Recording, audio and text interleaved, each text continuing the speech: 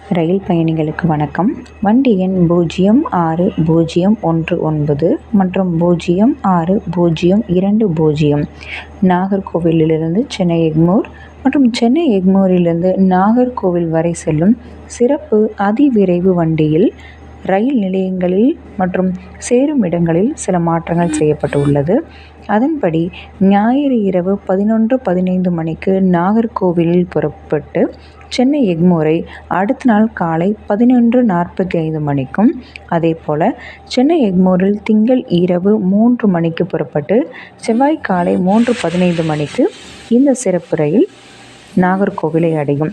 இந்த சேவையானது 2/6/2024 மற்றும் 16/6/2024, 30/6/2024 ஆகிய தேதிகளில் நாகர்கோவிலிலும், 3/6/24 மற்றும் 17/6/2024 மற்றும் 1/7/2024 ஆகிய தேதிகளில் சென்னை எக்மோரிலும் இந்த சேவை வழங்கப்பட உள்ளது.